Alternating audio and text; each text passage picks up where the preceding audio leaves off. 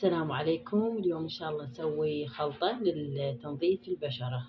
طبعا تفيد لأي مكان بالجسم تبين تنظفينه، يصفي المكان تبين تنظفينه بالجسم. هاي طبعا أنا جربتها. هاي هو يتكون من خل التفاح، أي خل موجود، بس المهم خل التفاح، يعني أي نوعية قصدي أنا، يعني نوعية من أي دولة. المهم تخلينه بطاسة وتجيبين قشور الموز. هاي ليش ترمينه بالزبالة تكرمون؟ لا، لازم واحد ياخذه.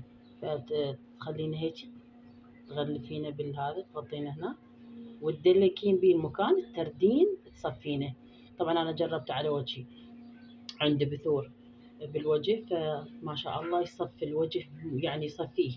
بس انت لازم تستمرين. اذا عندك فالول بالوجه، اذا ناعم، اذا عندك حب، اذا عندك اثار كلف، اذا عندك اي شيء بالوجه، يعني شلون اكياس دهنيه، هذا بس لازم تاخذينه هيك. هاي الحركه حركه دائريه، فهذا دائما استعمليه.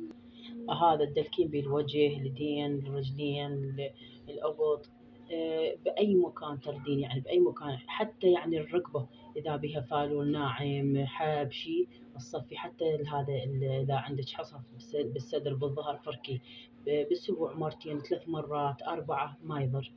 بس انت من تخلصين يعني تفركين وتخليه تقريبا ايش قد، خلي 10 دقائق، بس تحسين انه نشف اغسلي وجهك. وهاي كرريها دائما. فهي هاي تصفي الكلف من الفالول، من أي شيء يضر البشرة. جربوها وعلقولي واشتركوا على قناتي. والله لو ما مجربتها ما أنشرها. أي شيء أنا أسويه بقناتي لازم أجربه إلا أن أنشره. وألف عافية.